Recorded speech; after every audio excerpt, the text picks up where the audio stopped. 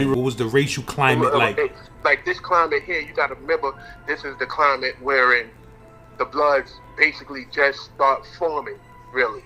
So it was kind of like on the island, it was kind of like rocking. You know what I'm saying? So dudes was coming up really with this really distaste in their mouth for the Bloods. What year was this? This is like 94, like 94, 95. So you said the racial climate was thick in the jail? Netas Central. You feel me? Oh, it was like Netas Central. Say if it was 1,800 people in the prison. At least 1,200 of them was Netas. Nah, you exaggerating, my nigga. Nah. Yo, I'm just telling you. Maybe five, maybe 300. But that's what it felt like. You know what I'm saying? That's what it felt like. It felt like every other person there was a Neta. You know what I'm saying? That's what we called that joint was like Neta Central, bro. I'm telling you, bro. The ratio probably wasn't that much, but they had a good, you know what I'm saying, majority of the people that was organized and unified. Their organization was so larger compared to all of the other organization and unified bodies. It was so larger that it seemed like the ratio was that much. You feel me?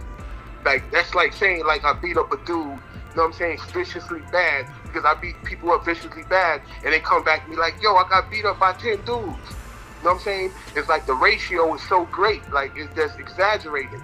Like you didn't get beat up by 10 dudes, yo. You got beat up by murder, bro. You lying. You like, no, okay. For real, I'll make him look like he got hit by a bus or something. That'd be crazy, right? Boy, it's some good smoke though, right? So when you got there, like what was it that, like, before the riot popped off, did you feel like something was eventually gonna pop off in that jail anyway? So what it was Netas versus the guards or something? Nah, it wasn't Netas. It started off as Netas versus the West Indians. They got into it with the West Indians over what? Over a soccer game. Over a soccer game. We was up there and you know, I used to kind of flex with the West Indians or whatever. And you know, so I was up there with them and we was playing against the Netas in the soccer game. Like, you know what I'm saying, in the soccer game. So as we was playing soccer, I guess somebody did. I was actually playing. I was playing the goalie. I was the goalie, and dudes didn't like. He was up like 3-love, and dudes didn't like a call or whatever. And one of the refs that was reffing was an old dude, was a Neta, and one of the dudes that was on the bench over by our bench. Had got into it with him over a call, and he was telling. So he walked up to him and told him, like, yo, you blow the whistle, like you beefing about the call. Here, take the whistle, like try to give him the whistle in his face, like you blow the whistle, like, you know what I'm saying? So, and try to give him the whistle, and he took the whistle and threw it on the ground. So they started going towards each other, and everybody grabbed him up. You feel what I'm saying? But when they did that, the game was over. You feel what I'm saying? So then dudes walked down the hill off of the soccer court to over there to like some benches or whatever was over there by the hill. And when they went over there, dudes started talking. Next thing you know, dudes started pushing and shoving each other. They got like kind of too close when dudes started pushing and shoving. And then when they did all of that, dudes started grabbing each other again. And the police came over there, and all they seen was a lot of pushing and shoving. So they didn't know what happened. Somebody got stabbed or whatever. You know what I'm saying? So they grabbed me up and 2 old Spanish dudes, or 2 of the old Neta dudes, and they took us to medical. They took us down and and searched us in the school building, because it's kind of next to the yard in Oneida, in the big yard. Like, so then they took us to like medical, and at that time medical was like in a trailer, and we was up in there because they wanted to give us a body search, like strip us down to make sure we didn't have no wounds or nothing on us. Like I told you, they wasn't sure if somebody got stabbed over there, whatever. So when they took us in there, we was in the medical. Next thing when we came out, they wound up letting us out, kept us there for a little while. questioned us. It wasn't nothing. And then they was like, all right, we just let y'all go. It wasn't nothing. They let us go. Like they said, just go back to your units or whatever. So I'm like, cool. They kicking us out the yard. It ain't nothing. We ain't getting no shot. We ain't do nothing. No, we ain't getting no ticket. So I was on my way back to the unit down a long, dark pathway. And when I was about to turn the corner, like to go to my unit, I hear people running down the walkway. Mad feet, people running. So I'm like, what the heck going on? So the dude turned the corner. It's a white boy that's in my unit named Jimmy. So a little white boy, Jimmy was like, yo. I'm like, what's going on? He said, the Jamaicans is fighting with the Netas. I'm like, well, he's like, yeah, the Jamaicans is fighting the Netas. So I'm like, all right. So everybody running on the thing, you hear all police running out there, they already sound the alarm or whatever. So after that, get to the unit, everybody already hear what happened. They wound up, they saying the story is that after we had went to the medical or whatever, dudes thought that that was it. They had took us or whatever. So dudes, like, they ready to pop off or whatever. So one little Jamaican dude wound up cutting one of the Netas. Just started from there, and they just started fighting. They all just started fighting out there. And they was cutting people, like, whatever. They like Jamaican dudes running around cutting dudes like, yo, run, go clinic. Cutting him, run, go clinic. It's like getting wild or whatever, right? So they wound up saying it just popped off, whatever. So dudes already know what's gonna go down, because like I said, Netas had the biggest organization and the largest numbers on that compound. So we already know it was going down. Let me show you. I get back to the unit. So when I get in the unit, it's super tension, because there was already big alarm on there. Everybody in the units, super tension is so thick, you could cut it, you know what I'm saying, with a knife. So I go to the West Indian dudes that I know in there, a man, 2 guns, and a couple of other Jamaican Trini dudes that was in the unit, right? And I went to them, and I told them, listen, it done popped off. You already know what it is. It's going down in the morning. With me, I ain't waiting for no beef. We popping off tonight when the lights go off. So they was like, all right. I said, make sure you got your stuff packed, because it's going down.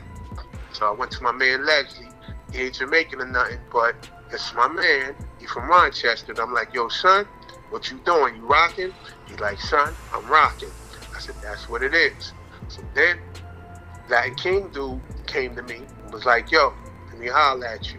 I'm like, what's up? He's like, yo, you don't got nothing to do with it. I said, huh? He said, we ain't got nothing to do with it.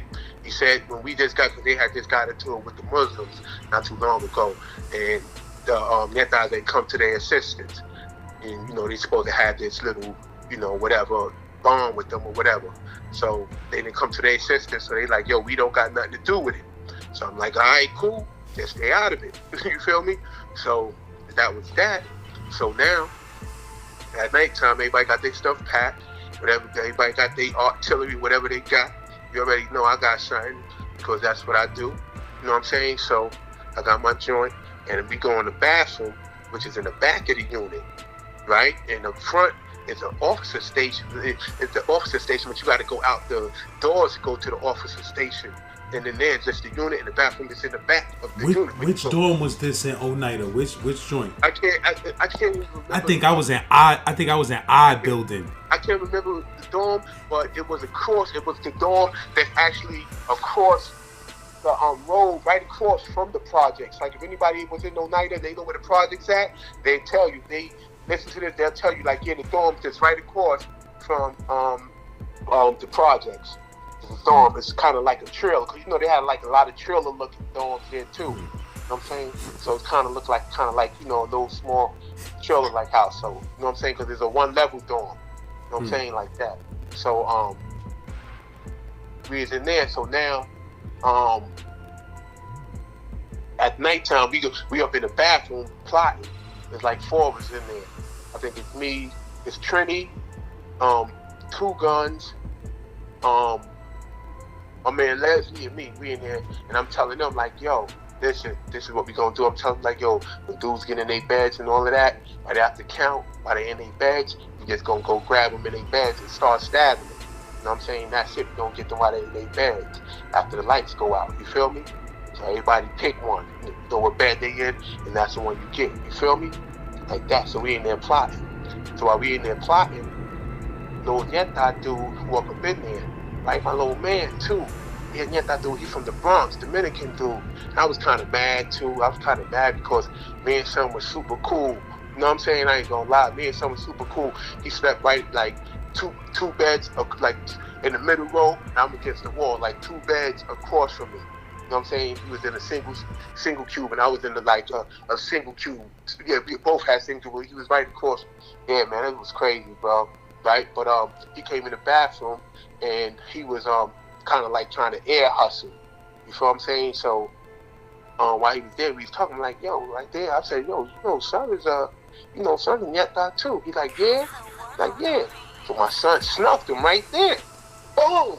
When son snuffed him, I grabbed him by the back of the neck and pushed him into the sink, right? And when I got him by the back of the neck and had his head in the sink, because my knife was already in my pocket, I took it and I stabbed him in the back of the head. Boom! And lifted him out by the sink and door.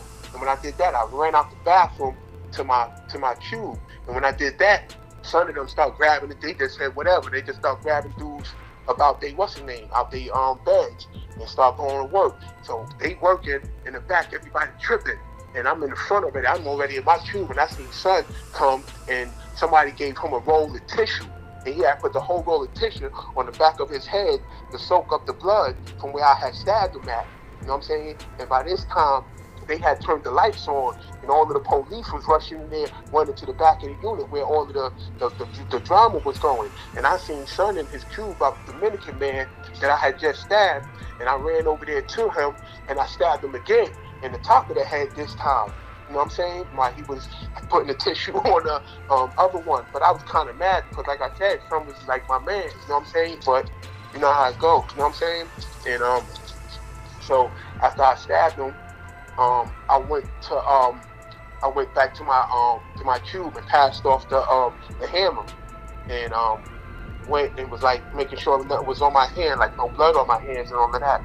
So then after that, he was already in the back. They grabbed everybody up, came and grabbed the son that I stabbed, grabbed everybody up and took all of my mans and up out of there. It was all in the back. So I kind of slid through the thing. I had got away with it. Well, I thought I got away with it. And after they came, they took everybody out that they thought was involved.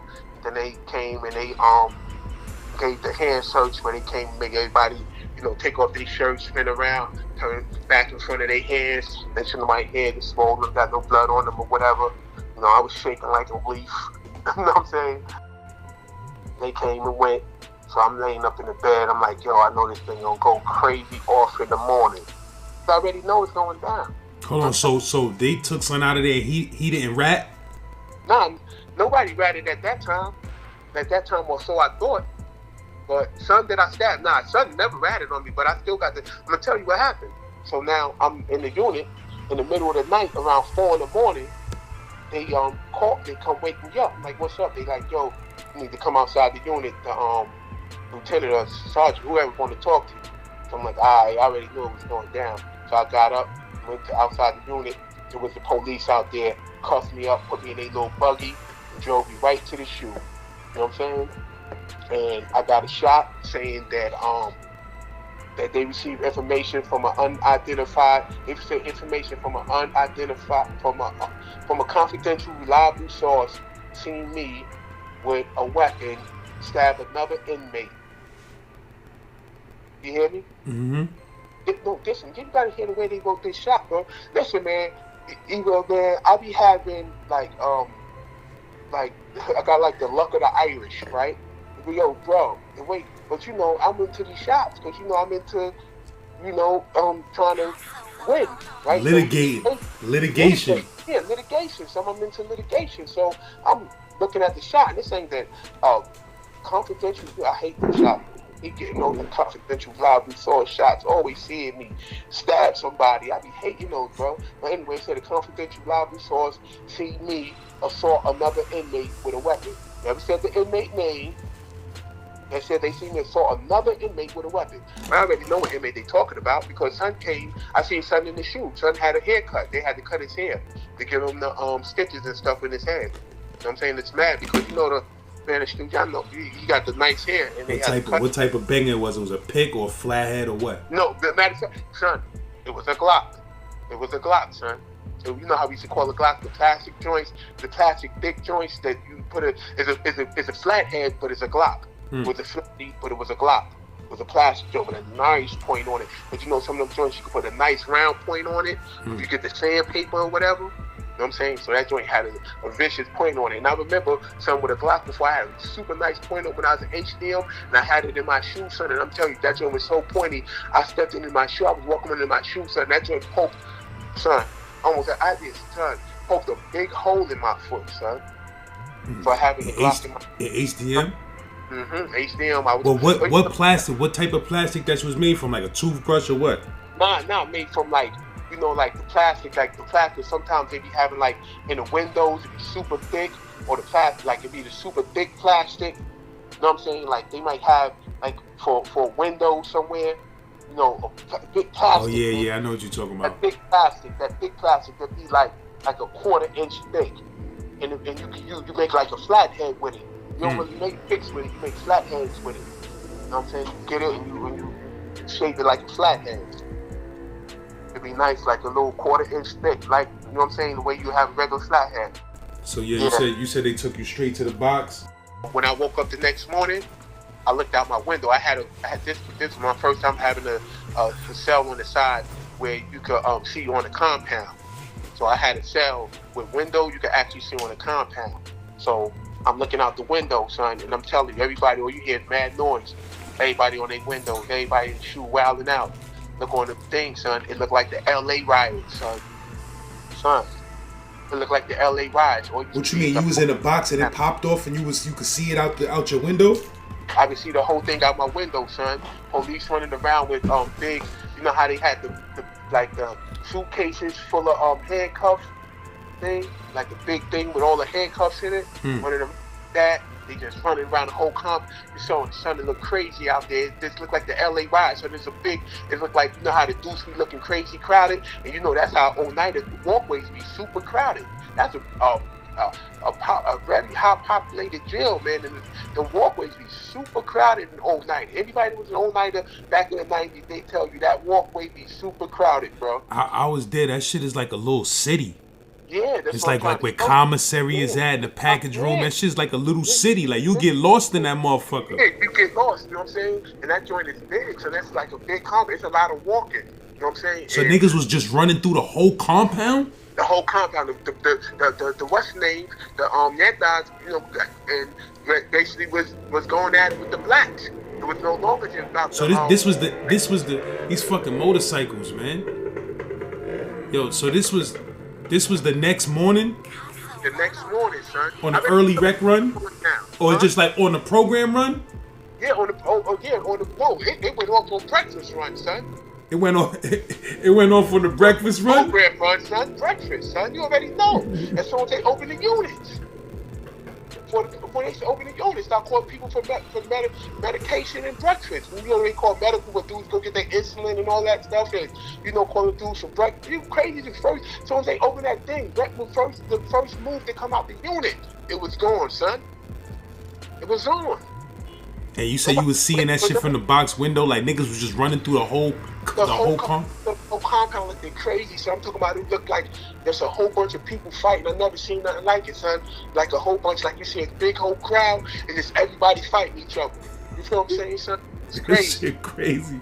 And so at this time, it had just spilled off the straight blacks versus Netas, like. Yeah, but black versus the Spanish dudes. You know what I'm saying? The Netas, you know, when it went down like that, but everybody just, everything Spanish and, you know, everything black. It's like, yo, you just gotta go for what you know. It's a racial riot. So how long that shit popped off for, like? Man, it was going on all morning. All I know is they took us and they start bringing mad people in the shoe and start taking. All I know is that I wound up from the shoe. I wound up in the doggone in the gym. They had me in the gym cuffed up with a whole bunch of people cuffed up. They was there putting us on buses. Orange Crush came into jail? Everything, of course. Everything came in there, son. Everything came in there. They had, son, the whole jail was locked down, son. They had so much people locked up. It's like half the jail was in handcuffs, bro. Man, was have this man. Listen, the whole gym was lined up with all of us in cuffs. He was just taking us, putting on buses, shipping us from, you know what I'm saying, shoe to shoe transfers. Everybody was going to a shoe in another spot, but they didn't have enough people. There was no way they was gonna put everybody in that shoe. You know what I'm saying? They locked up half. You know what I'm saying? Probably a quarter of the compound. So, son, everybody was poked up, son. I swear, son. It's like everybody was poked up, son. That's crazy. Everybody was coming out running to my mans. I'm like, yo, so what's up? You got anything? He say, man, dudes had little stab wounds in their back, little stab wounds on their stomach or whatever. Like, it wasn't like flesh. Some dudes got stuff where they needed like medical attention, but a lot of dudes had superficial wounds. It was a lot of like dudes just stabbing up everything. You know what I'm saying? And dudes got poked up in them crowds, man. A lot of dudes that was coming through, man, had holes, and I'm like, dang, that joint was. It was alright, yo. It was alright. I was kind of mad that I wasn't, you know what I mean, that I was part of the, He was disappointed that you met, huh? Your pop-off was too early. You left the scene too early. Yeah, son. But I had to pop off, and I had to let dudes know. Because, son, I had to pop off to let dudes know it's going down. Because y'all got to be, because, son, I popped off because I wanted dudes to follow suit. Because that's what I said, when I pop off, hopefully when they seen it was my unit that popped off, all of my mans in them going to know, yo, to pop off. Because they know, okay, that's my murder unit. He popped off. Son popped off. No, ain't popped off, bro. Y'all better pop off, too. They popped off, so we better, because it's my unit. Because if you already know I'm in that unit, you know it popped off, you already know it had something to do with me, bro. You know I popped off. So dudes had to pop off. You know what I'm saying? So dudes didn't pop off right then, but dudes was already ready. They knew in the morning it was going down. You know what I'm saying? But, you know, dudes didn't follow suit, but, you know, I'm mad because I wish I would have been on that compound in the morning, bro, because I was on that compound in the morning, I would have got some of the action. You know what I'm saying? And I was kind of mad that I missed out on the action. Because, son, I would have been like, son, I would have been like a kid in the candy store. I'd have been running around with that hammer, son, just poking everything, bro. I'd have had so much fun, bro. But I was young, I was stupid. I'd have had super fun. You know what I mean? How old was you at this time, you think? It was like 24, 25. I was a youngster. I was a youngkin'. I was out of my mind. I was out of my mind, bro. I was out of my mind. We be saying Orleans, but it wasn't Orleans. It was Oneida. Oh, I was in Orleans. That's where I came to Hudson from. Because when I left from that ride and all of that, I went to Attica. From Attica to Wendy. From Wendy to Orleans. And from Orleans to Hudson. That's where we was together at, the Hudson. Because I was in Orleans with Guy and all of it, little guy Tony and my man what's the name was there? My man L and all us was there. And what's the name had just left there? D-Rock was there. You know, D-Rock, Biggie man. D-Rock was there, and we was all in Orleans. And I left there and came to Hudson.